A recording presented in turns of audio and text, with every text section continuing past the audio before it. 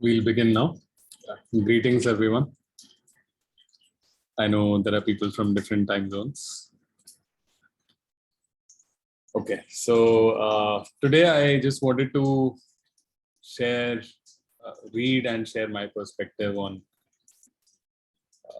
one of my favorite suttas. It's the Kakachupam Sutra, or the Simile of the Saw. This is the 21st Sutta in the Majjhima Nikāya, and I'll be using the translation by Thanisaro with me.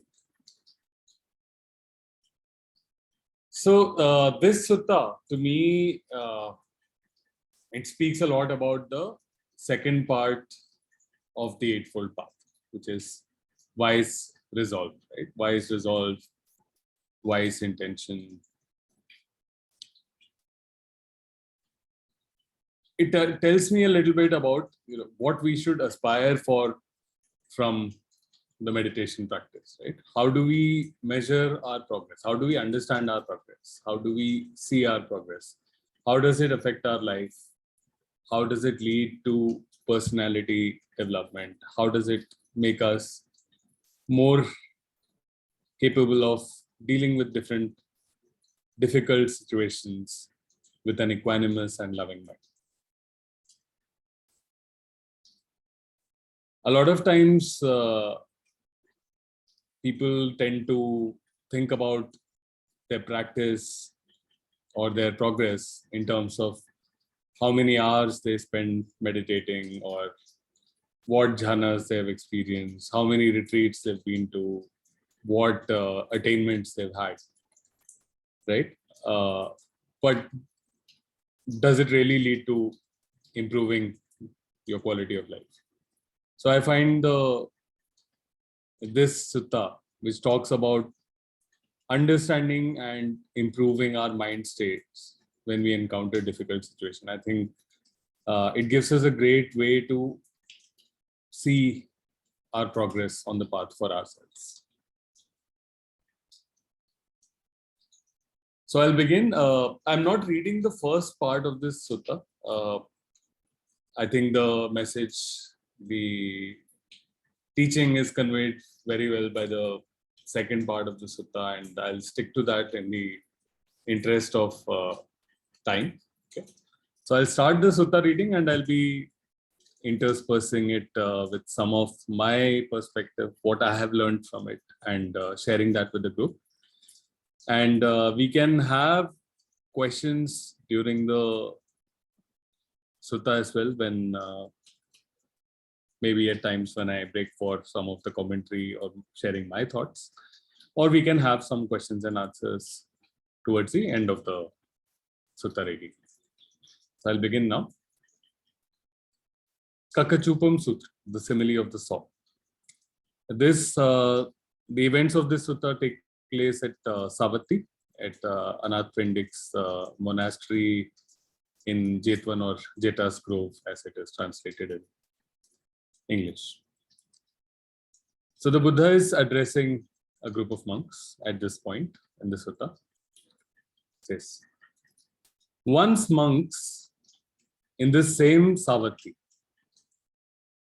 there was a lady of a household named Vaidehika.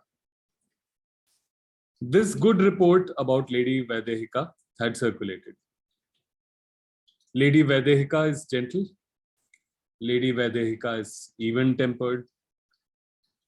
Lady Vaidehika is calm. Now, Lady Vaidehika had a maid named Kali, who was diligent, deft, and neat in her work. The thought occurred to Kali, the maid. This good report about my Lady Vaidehika has circulated. Lady Vaidehika is even-tempered. Lady Vaidehika is gentle. Lady Vaidehika is calm. So now Kali, the maid, actually asked herself a very, very pertinent question. Something that we should reflect on when we look at our behavior and when we look at our practice and our progress in cultivation of mind. So Kali thinks this good report about my lady Vaidehika has been circulated, and questions. Now, is anger present in my lady without showing, or is it absent? Or is it just because my work is neat and effective that the anger present in my lady doesn't show? Why don't I test her? So Kali is about to give a reality check to Lady Vaidehika. The next day, Kali the maid got up after daybreak. Then Lady Vaidehika said to her, "Hey Kali." "Yes, madam." "Why did you get up after daybreak?" "No reason, madam." "No reason? You wicked slave, and yet you get up after daybreak?" Angered and displeased, she scowled. Then the thought occurred to Kali, the maid. Anger is present in my lady without showing and not absent. And it's just because my work is diligent, it is neat, it is deft, that the anger present in my lady doesn't show. Why don't I test her some more? So Kali the slave got up later in the day. Then Lady Vaidehika said to her, "Hey Kali." "Yes, madam." "Why did you get up later in the day?" "No reason, madam." "No reason. You wicked slave, and yet you get up later in the day." Angered and displeased, she grumbled. Then the thought occurred to Kali the maid. Anger is present in my lady without showing and not absent. It's just because my work is diligent, deft, and neat that the anger present in my lady doesn't show. Why don't I test her some more? So the next day, Kali got up even later. Then Lady Vaidehika said to her, "Kali." "Yes, madam." "Why did you get up even later in the day?" "No reason, madam." "No reason, you wicked slave, and yet you get up even later in the day." Angered and displeased, she grabbed hold of a rolling pin and gave her a whack over the head, cutting it open.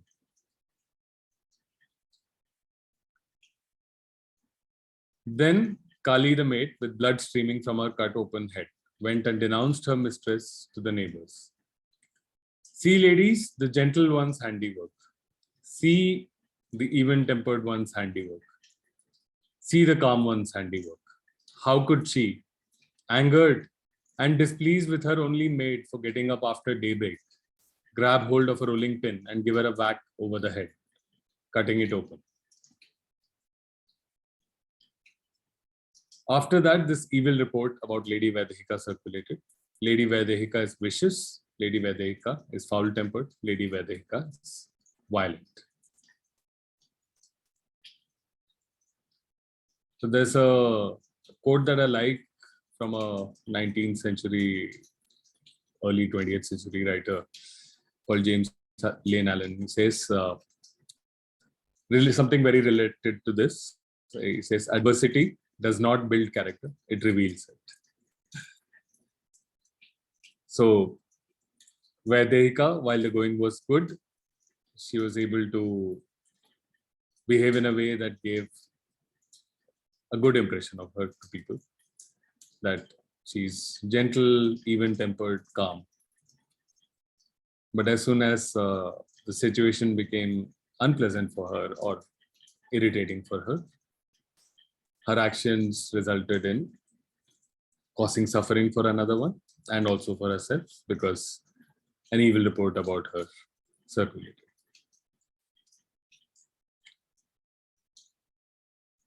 So now the Buddha says, in the same way, monks, a monk may ever be so gentle, so even-tempered, so calm, as long as he is not touched by disagreeable aspects of speech. But it's when disagreeable aspects of speech touch him that he can be known from experience as gentle, even-tempered, and calm. So the Buddha says that your character will be revealed during adversity. When you encounter disagreeable speech, how do you act? It is only when these aspects touch him that he can be known from experience as gentle, even-tempered, and calm. I don't call a monk easy to admonish. Over here, the word admonish is used as instruct. I don't call a monk easy to instruct. If he's easy to instruct and makes himself easy to instruct only by reason of robes, alms, food, lodging, and medicinal requisites for curing the sick. Why is that? Because if he doesn't get robes, alms, food, lodging, and medicinal requisites for curing the sick, then he isn't easy to instruct and doesn't make himself easy to instruct. But if a monk is easy to instruct and makes himself easy to instruct purely out of esteem, respect, reverence for the Dhamma, then I call him easy to instruct. Thus, monks will be easy to instruct and make ourselves easy to instruct purely out of esteem for the Dhamma, respect for the Dhamma, reverence for the Dhamma. That's how you should train yourselves. So the Buddha says it's very easy for, he's talking about the monks that are around him. It's very easy for them to come and be compliant because they're getting robes, food, place to live, and medicines. But even without that, if they are intent in taking the instruction, learning, then they're truly committed. They have the right resolve, the right intention, samma sankappa or samyak sankalpa. Monks, there are these 5 aspects of speech by which others may address you. Timely or untimely, true or false, affectionate or harsh, beneficial or unbeneficial, with a mind of goodwill or with inner hate.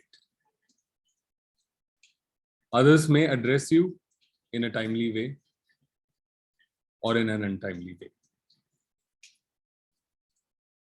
They may say something that is relevant, useful at that particular time, or they may come and say something that is problematic for you to deal with at that particular time. They may address you with what is true or what is false. They may address you in an affectionate way or in a harsh way. They may address you in a beneficial way or an unbeneficial way. So what is beneficial or unbeneficial? Someone may come, want to gossip with you, say, did you know such and such person did such and such thing? Or they may come and join with you in slander, this is what I think about such a person. Or they may come and say something that affects you in a bad way. Say you have a gambling problem, and they come and say, okay, how about we go and gamble? Right? They may address you with a mind of goodwill or with inner hate. So even if the speech is not discernibly affectionate or harsh, they may say something that is for your benefit, or they may say it with an agenda of inner hate. In any event, you should train yourselves. Our minds will be unaffected and we will say no harsh words. We will remain sympathetic to the person's welfare with a mind of goodwill and with no inner hate.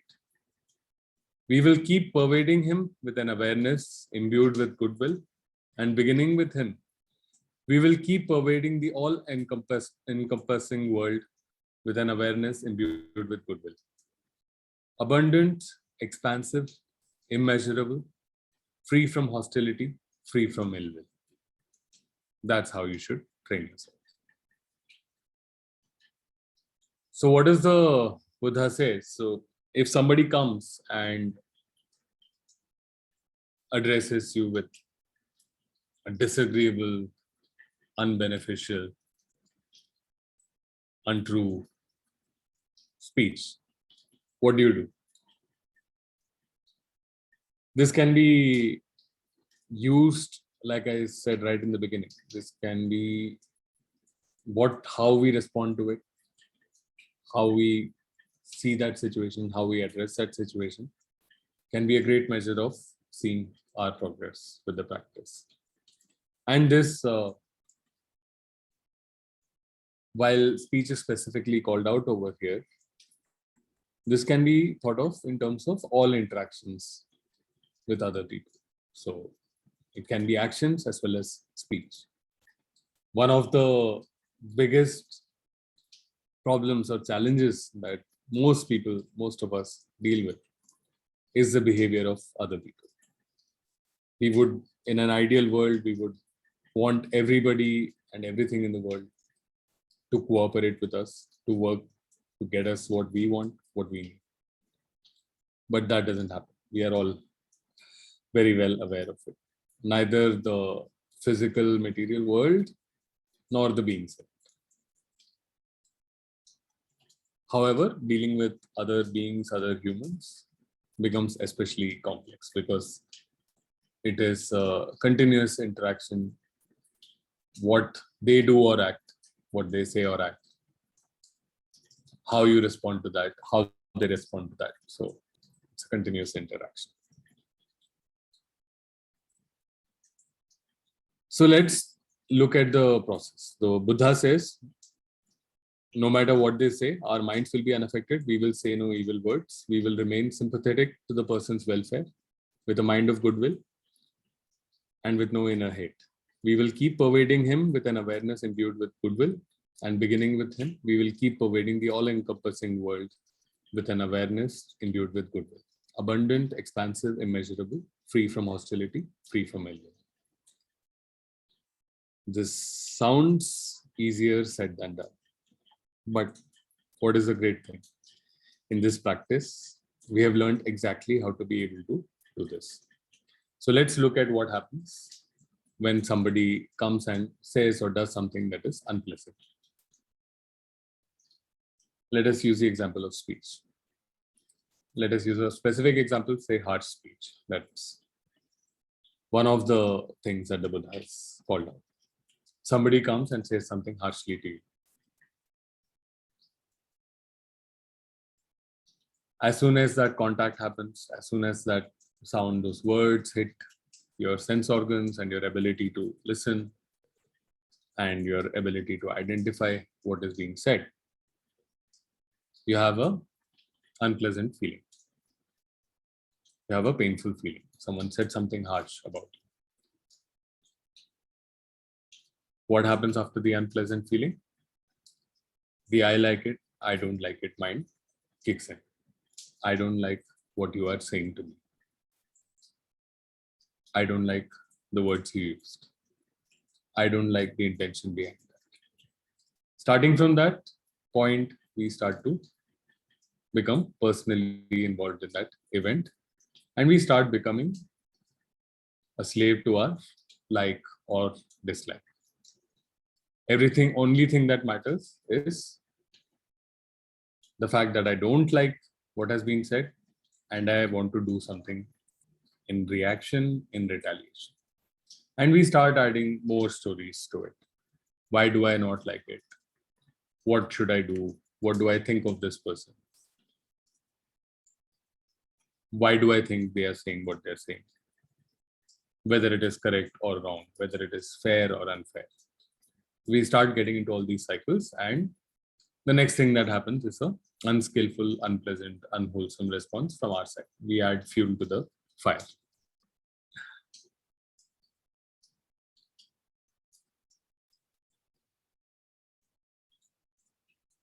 There's a great line in the Dhammapada.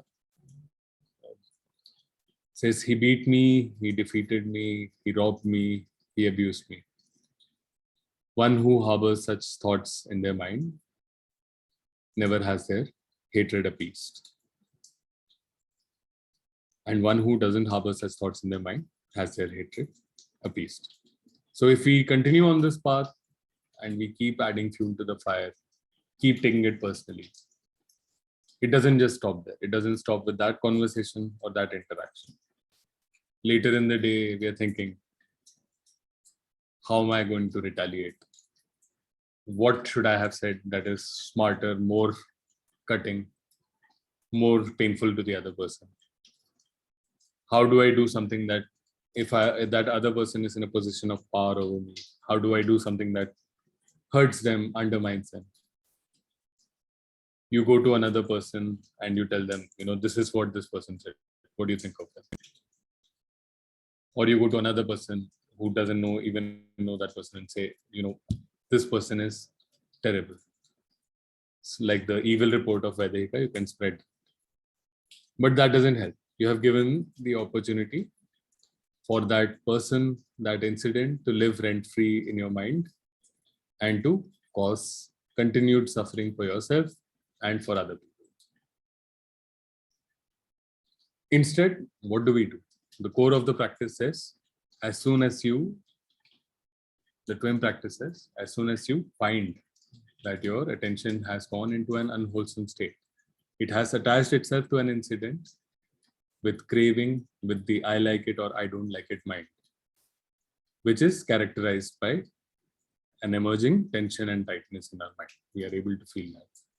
We are able to recognize that. As soon as that happens, what we need to do, we need to use the right effort or wise application, Samma Vayamo, that is, use the 6 R's. We recognize that our attention has become entangled with this thought. We recognize that it has become personally involved, a slave to the I don't like it mind in this specific example. We release our attention from that thought. We don't get repelled by it. We don't get repelled by the fact that it has come up. We don't get attracted by it to go down that rabbit hole to continue adding fuel to the fire. We just let it be. We relax that tension and tightness in our mind that is attaching us to that incident, that is gluing us to that incident, that is making our mind, our consciousness, our entire awareness grasp and cling and crave that specific thought. We relax that tension and tightness in our mind. We smile to further reduce the craving, to give our mind a good, wholesome state to go to.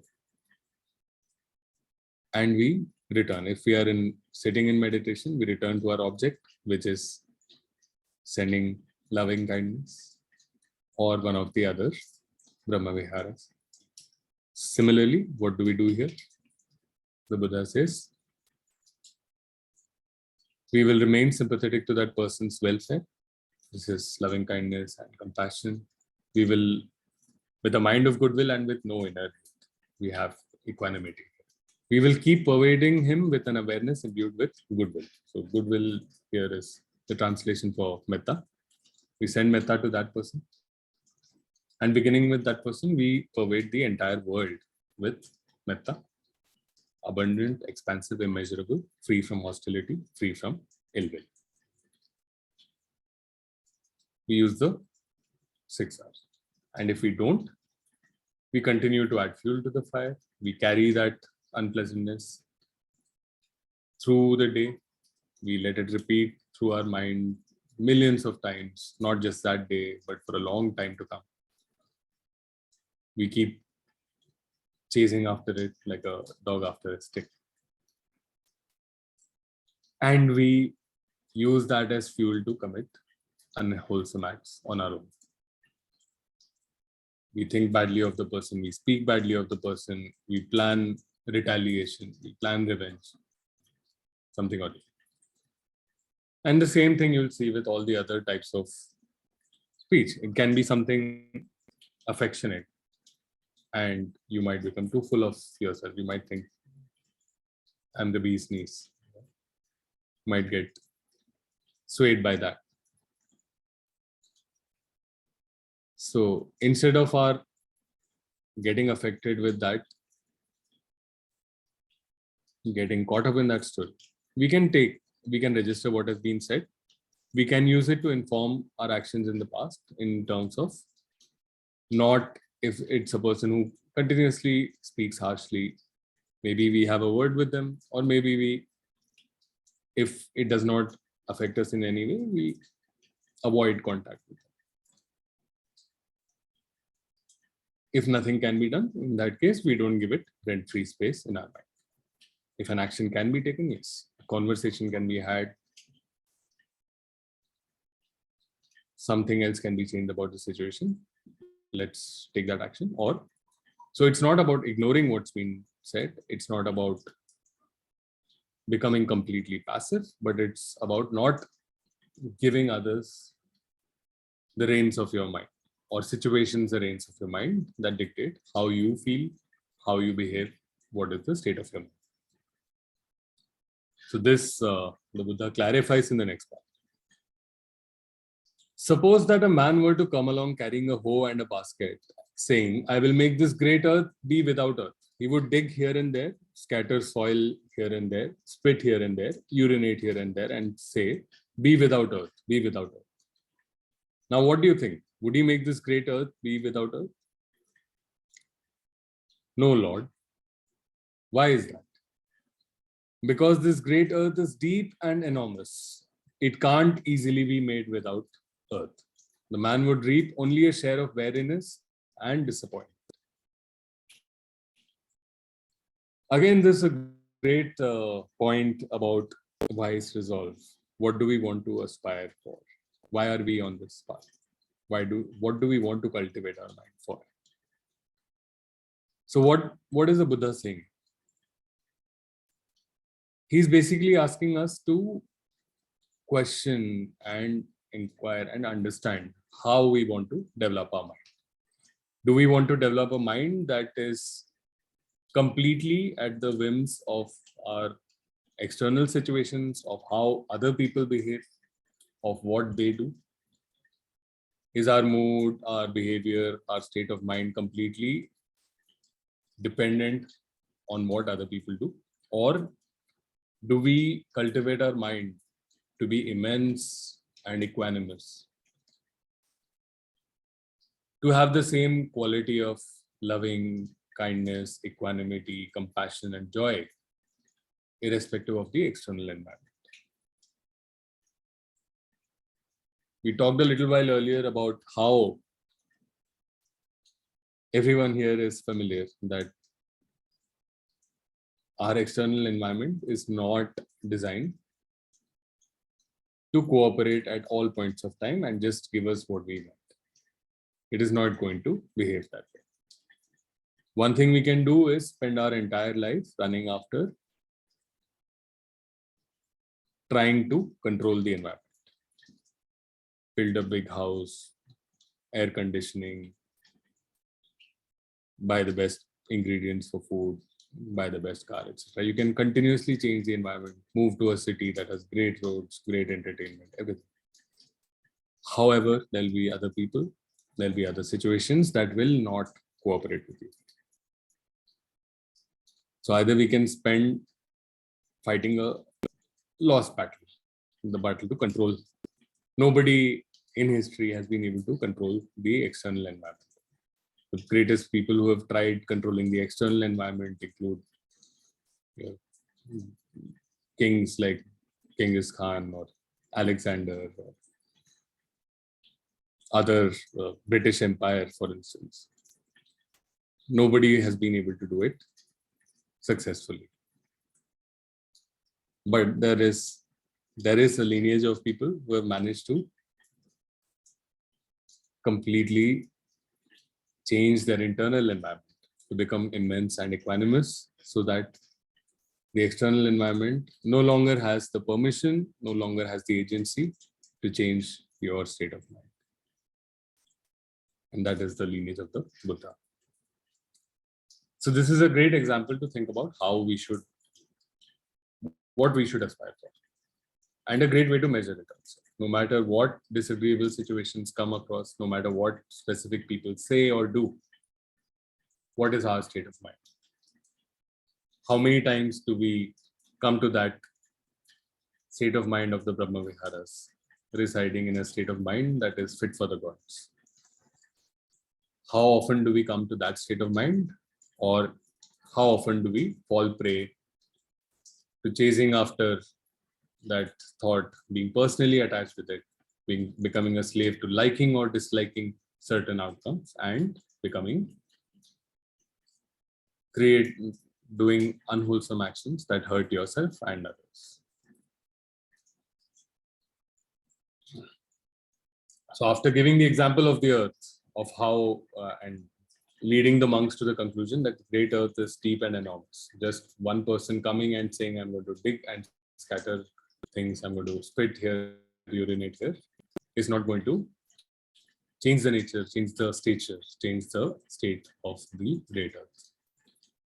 In the same way, monks, it's a repetition, there are these 5 aspects of speech by which others may address you. Timely or untimely, true or false, affectionate or harsh, beneficial or unbeneficial, with a mind of goodwill or with inner hate. In any event, you should train yourselves, use the 6 R's, and bring our mind, recognize what has happened, that our mind is getting attached to this incident, release the tension, release that thought, not go chasing after it, not get repelled by it, relax the tension in our mind, smile, and return our mind to a state of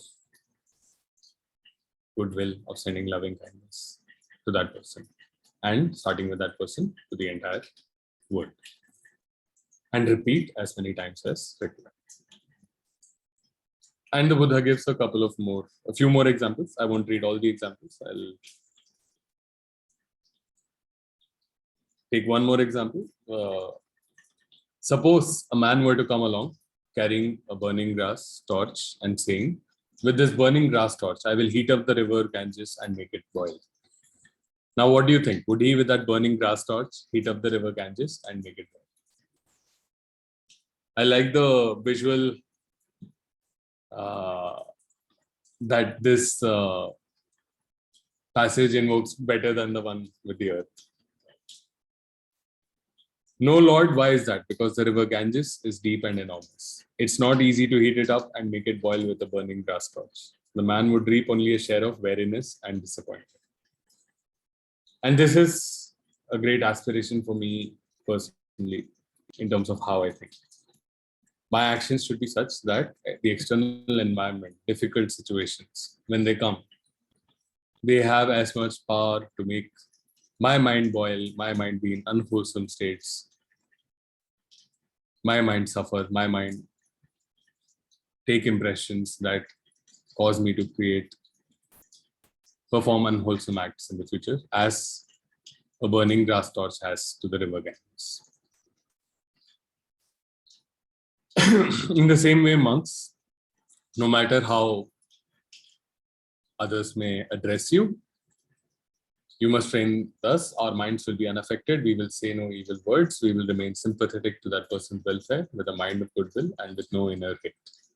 We will keep pervading him with an awareness imbued with goodwill, and beginning with him, we will keep pervading the all-encompassing world with an awareness imbued with goodwill, equal to the river Ganges, abundant, expansive, immeasurable, free from hostility, free from it. Okay, now I will give the final and something that a lot of people react strongly to.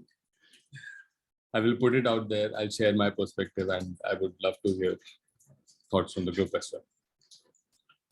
Monks, even if bandits were to carve you up savagely, limb by limb, with a two-handled saw, he among you who let his heart get angered even at that would not be doing my bidding. Even then you should train yourselves. Our minds will be unaffected, and we will say no evil words. We will remain sympathetic with a mind of goodwill and with no inner hate. We will keep pervading these people with an awareness imbued with goodwill, and beginning with them, we will keep pervading the all-encompassing world with an awareness imbued with goodwill. Abundant, expansive, immeasurable, free from hostility, free from ill. So this is the ultimate challenge that the Buddha has set up. Even if a situation is comparable to your being captured and tortured by bandits, carving you up savagely limb by limb with a two-handled saw, can you have the resolve, can you have the intent to still not give permission over your state of mind, agency over your state of mind to these actions?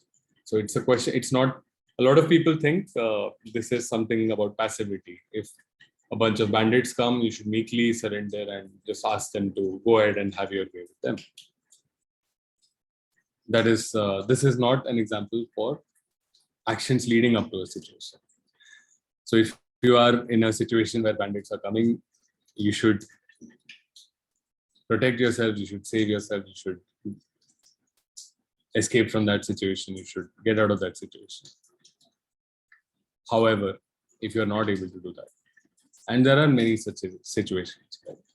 We've had different types of oppression, slavery, invasion happening across history, across nations, across civilizations. People don't always have that option of escaping that. You may be arrested by a hostile dictatorial government and tortured. But what do you have? You have agency over the state of mind. Even in that situation, the Buddha says, if you truly understand the Dhamma, if you truly esteem it, if you have truly cultivated your mind, even at that time, you will not suffer. Even at that time, your mind will not be a slave to what you don't like in that situation.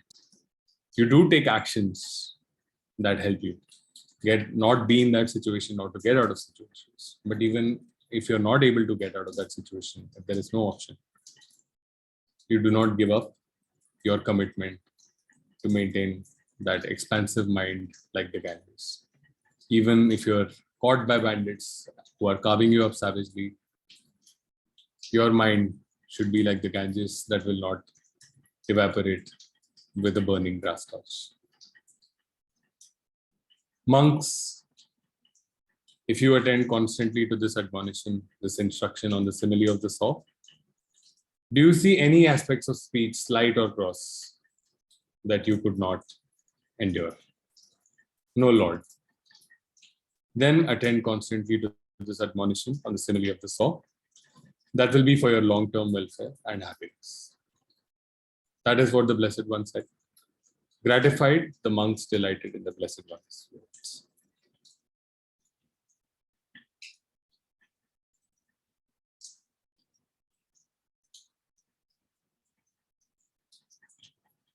So that was the simile of the saw.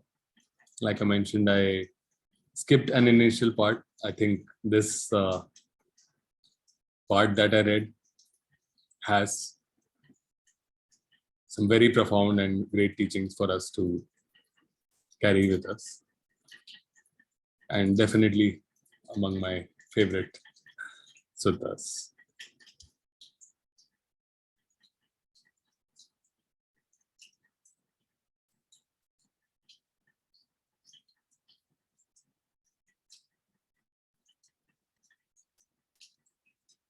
So happy to have any thoughts, anyone if you'd like to share something from your experience, if you'd like to ask a question that may be good for discussing within the group. Difficult people, difficult situations, unpleasant or disagreeable behavior of other people. I can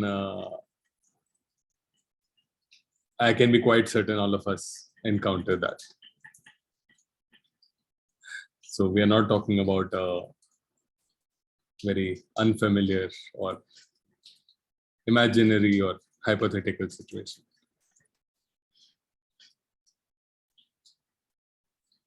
Hello, sir. Good evening. Good evening, sir. Just I want to add one thing. Like recently, I have listened David Johnson sir's talk recently uploaded in Podbean. There, I could not able to remember the name of one of the sutta. I think, like it was situation like one. He will be going to one country. He will be like he's a arahant. I think he might be arahant. He's going to one country, and in that country there are many bandits. For example, like David Johnson sir was saying first, like has reading in this book. What happened? Like what happened if someone holds a bandit to monk? Then monk will realize that okay, no problem. They have just holded my hand and everything. He did not do anything to me, any harm to me. He has taken in that way. In next step, let us say he has beaten the monk. Then what do you think? Like Buddha asked. Then next, oh, it's a great, extremely great. They have very good persons. Like they have not killed me anything. They have just beaten me. In further Yes, level, this is a story of, interestingly, the place I live, Suna Paranta. This is the old name of Goa, and this is Punna that you're talking about. Punna. Yes, sir. Punna was the name of that. Yes, sir. Punna Sut. Yes, sir. The similar. It was very similar thing. Just I wanted to add, sir. Thank you for sharing that. Yes. So for the group, Punna Sutta addresses a similar topic. Thank you for sharing that, Sachinji. I have a question from Kirana on the chat. I hope I pronounce your name correctly. In that story about Kali, I don't know what Kali's intention to test her lady, but at the end of the story, Vaidehika got a bad reputation. Fierce, ill-tempered, and not calm at all. My question is, how does Vaidehika do to fix her bad reputation, according to Dhamma? So, first, so I'll just repeat the question. How does Vaidehika do? What does Vaidehika do to fix her bad reputation, according to Dhamma? So the first point that I would like to say is that Vaidehika should not be concerned about her reputation. What she should be concerned about, or what she should cultivate, is the state of mind. How can you avoid your mind going into such situations that you perform hurtful acts that create the suffering of others? So that is the question. So thank you for asking this question. And it's very important how we frame our questions regarding the Dhamma and the teaching, right? Because it's very easy to get fixated on the reputation. But what Vaidehika really needs to do is understand the process of her mind. How did her mind get into that situation? What happened? Vaidehika got up late. She saw this instant and immediately there was a contact. An unpleasant feeling rose in her. A lot of other thoughts might have come up. Vaidehika's gotten up late. Immediately she would have said, I don't like it. And a lot of things would have come up in her mind. She must not have done work, or she will not be able to do the work properly today. How dare she disrespecting me? I have been so kind to her. So on and so forth. So instead of seeing that, okay, the action, a wholesome action that could have been done is check, are you well? Are you unwell? Is there something I can do to help you so you can wake up in time? Instead of doing something wholesome, that would have given her a good outcome. That is, with Kali waking up on time the next day and doing things. Or she might have talked to Kali and realized maybe she doesn't need to wake up at a certain time. She can wake up later and still things are taken care of. That was one thing. Or she could have just let that go if it was not affecting her life. Instead, she got sucked into that story of, I don't like it. I don't like that Kali has done this. I don't like that she's defying me, even though I asked her a question yesterday. I don't like that she's not revering me in the way that I think she should. So Vaidehika got trapped in these things and performed an unwholesome act. The reputation is the consequence of that unwholesome act. And that reputation is creating suffering for her. If she had not gone down that unwholesome path, if she had not become stuck in that story, she would not have faced unwholesome consequences of it. So what Vaidehika should be asking, how should I avoid getting stuck in these situations? When Kali woke up late, she should have used the 6 hours and either entered into a conversation or entered into an arrangement that could have been eliminated suffering for both herself and for Kali. If she had done that for 3 days in a row, maybe Kali would not have continued. She would have been satisfied that the report of my lady Vaidehika is indeed true, that she's a gentle, even-tempered, calm person. It's just because so her actions not only triggered her own state of mind that spilled over the next day. The first day, if you remember, she just asked the question and grumbled or muttered or scowled. Because it was swimming in her mind, she could not let it go. The next day, her reaction was even more intense. She still could not let it go. She made it about herself. She made it about her likes and dislikes. And the next day, her action became even worse. So not only did she perform a bad action and get a bad reputation because of that, she spent a lot of time with her mind swimming around in these unpleasant thoughts.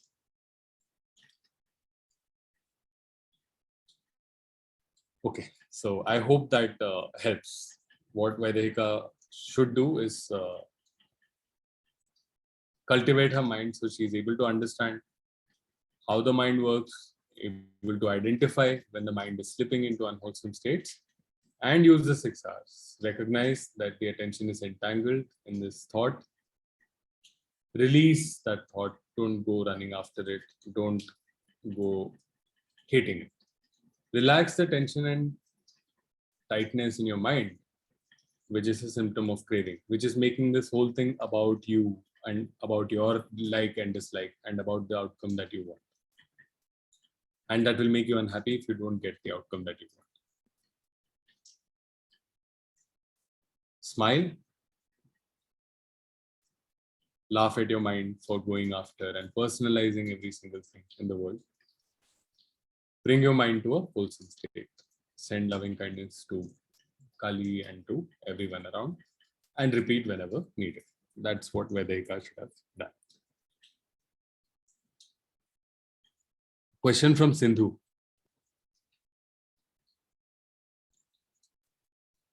Can the body posture affect mindfulness? Because sometimes we just sit down, start leaning and then lying, and then laziness or sloth arises and mindfulness is gone. So the question I would ask is, does mindfulness go when laziness or sloth arises, or does laziness or sloth arise when mindfulness goes? I would like you to reflect on that,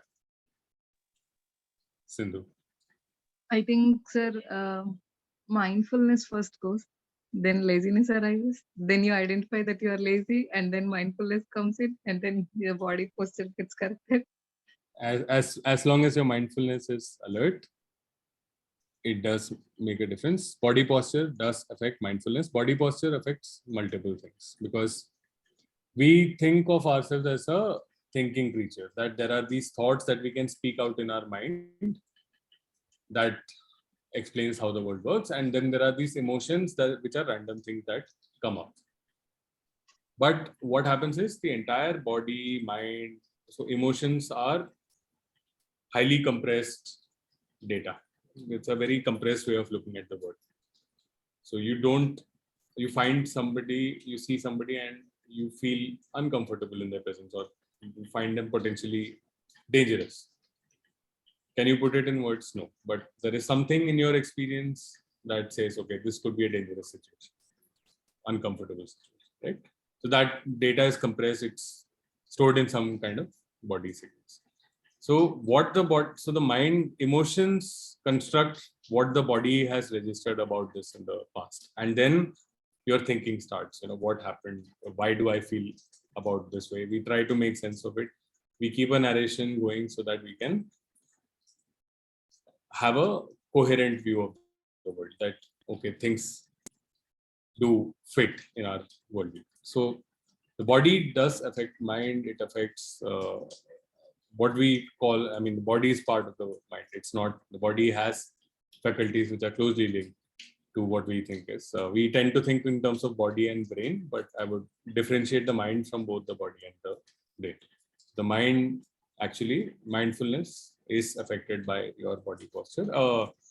Typically, what one might think in our minds as a dignified kind of posture. Okay. So I'm not saying one posture is more dignified than the other, but I think across cultures, we think of certain postures as dignified.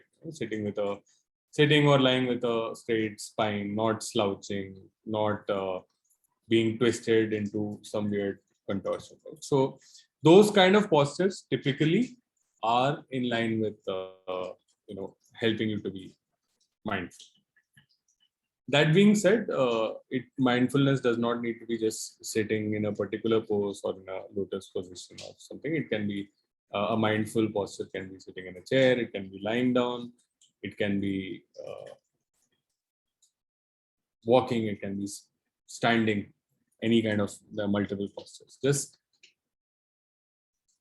typically when you move out of those dignified postures, again, using this word just to kind of help you, is when your mindfulness it's a reflection of your mindfulness going on. You're just becoming a sack of potatoes instead of a human. So yes, so posture, yeah, and again, it's great to observe. There's something great to observe. How does posture affect mindfulness, and how mindfulness affects posture? So yeah, good thing to look at. And yes, think of the body as an extension. The body is an extension of the mind. The body feeds into what we think. So other than mind objects, all the other points of contact are related to the body, and they start off multiple mental processes that are happening at any point of time. Thank you, sir. That was helpful. Yeah. Kirana has raised her hand. Please unmute yourself and let me know if you have trouble unmuting. Yeah, thank you, Rajiv. I'm still caught up with the Vedika. So regarding the Kali and Vedika, how Vedika fix her bad reputation. So you said that just don't think about the bad reputation, right? And just 6R. So in this case, just in case, if I am Vedika, and it means I have to do the forgiveness meditation, right? You can do forgiveness. You can also use loving kindness. So in future situations, you can bring loving kindness towards Kali. So forgiveness is not the same as you need to forgive yourself. You need to forgive Kali.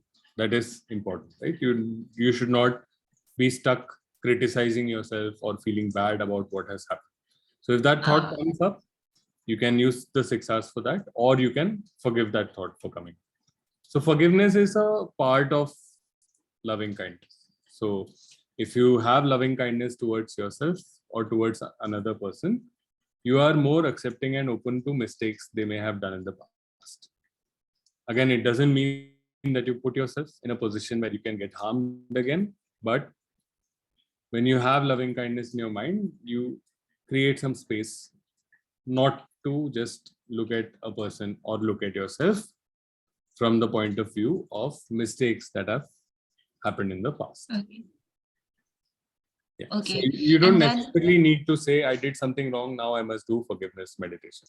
So it is if you are able to forgive yourself, if you are able to be loving and kind towards yourself, what you need to see is what is the next thought that comes, right? So if a thought comes up that I did this wrong, now I have done a wrong thing and now people think badly about it. If that thought comes up, use the 6 R's, let it go. If you're not able to let it go, then you do forgiveness. Oh, okay. Okay, another question. So for the forgiveness meditation, it doesn't mean we have to like in actual like Vedehika, meet Kali, and please forgive me. It doesn't mean like that, right? Just like doing the visualization, like the forgiveness meditation is just enough. I just want to confirm this, right? There is no harm in asking for forgiveness because it is a wholesome act. It does not lead to suffering of yourself or another person. So you can ask for forgiveness. It's not exclusive to the practice itself. So one thing is performing the act. The other thing is to deal with thoughts that come up in your mind, right? So even if you ask for some forgiveness, you may not, you may still feel guilty, right? So you need to deal with those thoughts. You need to use either the 6 R's or you need to forgive and relax your mind. You deal with the thoughts in that way, and you can always take the action of asking for forgiveness. So that is not independent. It does not need to be one or the other. It is a wholesome act. It is not an act that creates suffering for yourself or for the other person. You can do that act. Okay. So it's not necessary in actual, like, please forgive me. It's not actually necessary, right? If it is good, if it is useful, you should do that too. Why not? Okay. Because I heard from the other mentor that she said, forgive that people or that person, it doesn't mean we can be friends. Yes. But just on state of mind, we forgive them, it's enough as well. I just need the confirmation from you. Okay, so I will explain this, right? So sometimes, for example, suppose there is a situation where every time you are in that situation, another person hurts you, right? Let us take this example and maybe you will understand. Okay. Now you can forgive the other person. You can understand that person is ignorant. You can understand that person gets personally attached with some thoughts in their mind which make them do unwholesome things, which make them hurt you. You can forgive them, but that does not mean you go again and put yourself in that situation. It does not mean you're friends, right? It does not mean you do not take actions that will create suffering for yourself and for other people, right? So you may choose not to put yourself in that situation. But forgiveness is also for your own state of mind. If you don't forgive that person, then that lack of forgiveness. So there is another, it's a cliche, but I think it is very effective. So for example, anger is a poison that you keep in your mind and hope the other person dies, right? So if you don't forgive someone, you have anger towards them, you're keeping poison in your mind and you're hoping that they get hurt by that. So forgiveness is for yourself as well. You want to dissolve your attachment to that situation, to that thought. You don't want to be a slave to that every time this thought comes up, for the next 20 minutes, I'm hating that person or I'm hating myself.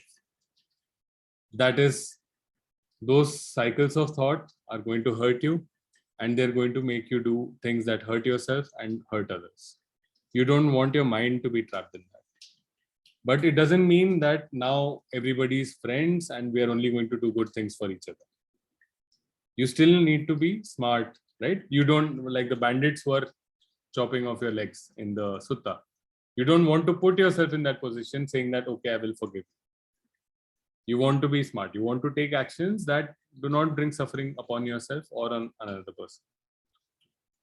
But once something has happened in the past, you don't want to keep it going in your mind and leading you into thoughts of hate, thoughts of despair, thoughts of self-loathing, self-judgment, or leading to actions of retaliation, revenge, actions of slander, actions of gossip. You don't want to spend your time in doing those actions. You don't want your mind to be in those states, right? So that is what forgiveness is. Does that help you? Okay, yeah. Thank you so much. You're most welcome.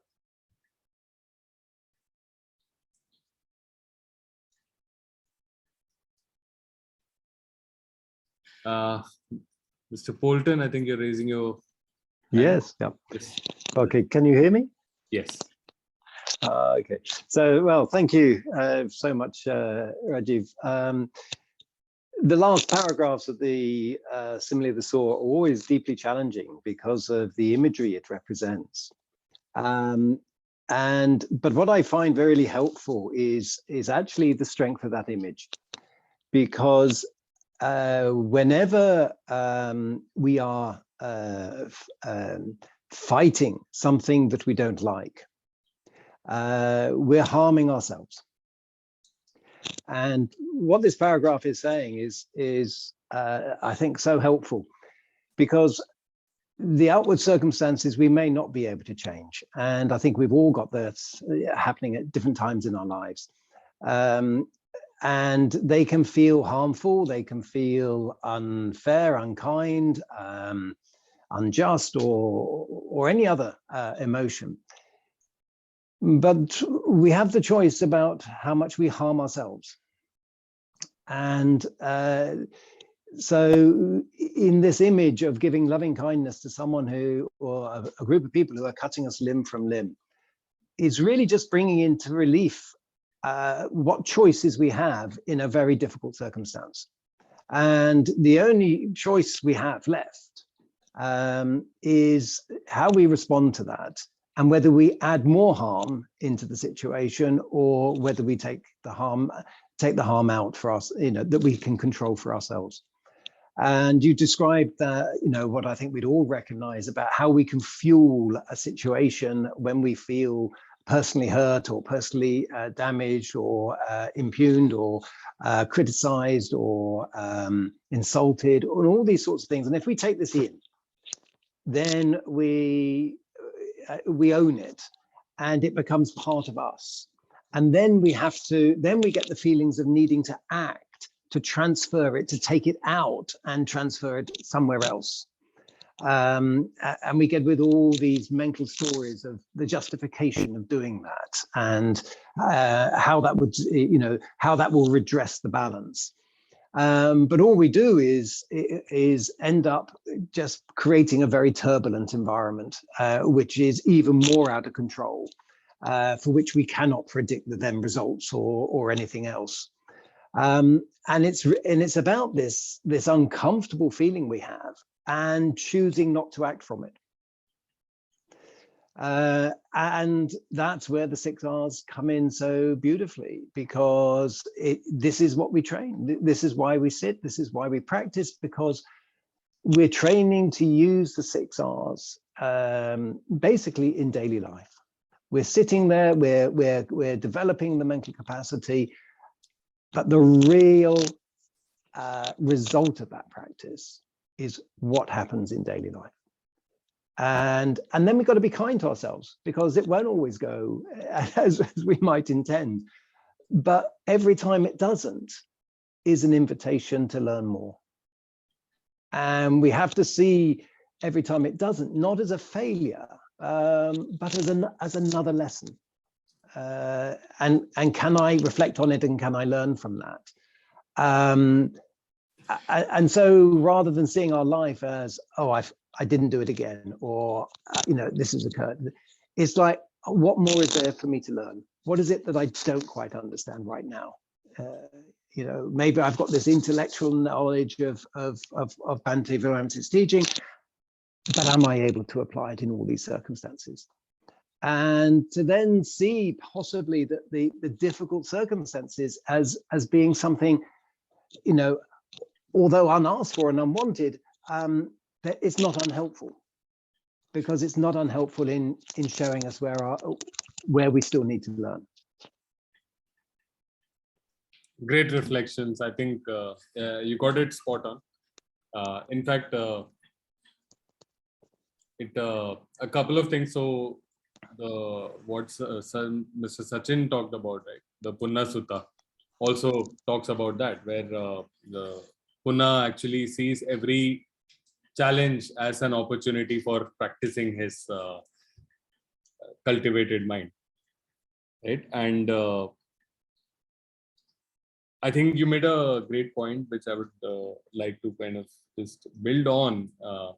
That this sutta is actually very important in talking about, and this is also something that Bhante has talked about in the past, is that it is very important for us to understand that meditation is not just an isolated practice where we kind of sit totally disconnected from the world and okay, feel a little good and then come out. It is about the state of mind at every moment, at every instant of our life, right? And understanding that your like your state of mind is your prerogative. It's absolutely, it cannot be anyone else's prerogative. The world cannot be tasked with maintaining a state of mind for you.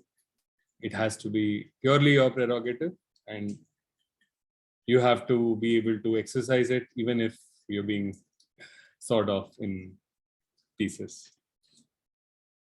And just what you talked about also reminds me of a very nice quote, very relatable quote for in a simple way by this Buddhist nun called Pema Chodron.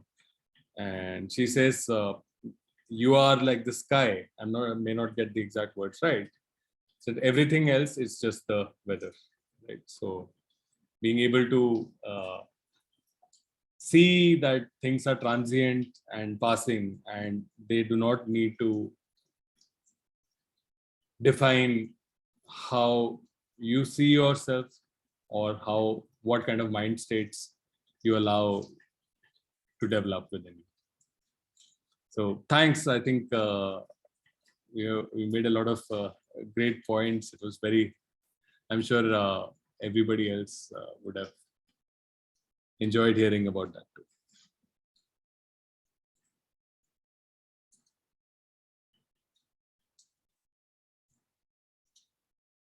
Okay, do we have any last comments, thoughts, questions, or we can wrap up the session today?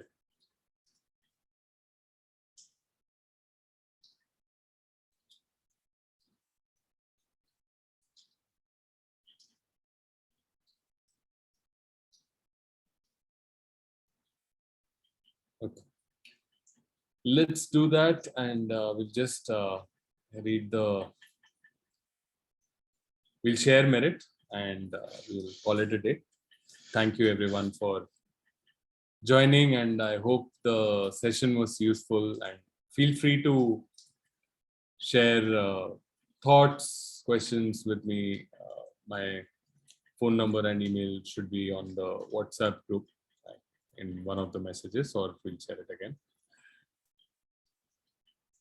May suffering ones be suffering free, and the fear struck fearlessly. May the grieving shed all grief, and may all beings find relief. May all beings share this merit that we have thus acquired for the acquisition of all kinds of happiness. May beings inhabiting space and earth, devas and nagas of mighty power, share in this merit of ours. May they long protect the Buddha's dispensation. Sadhu, sadhu, sadhu. Thank you. Thank you, sir. Yeah. Thank you very much. Thank you. Thank you. It was really good. Thank you. Good night. Bye-bye.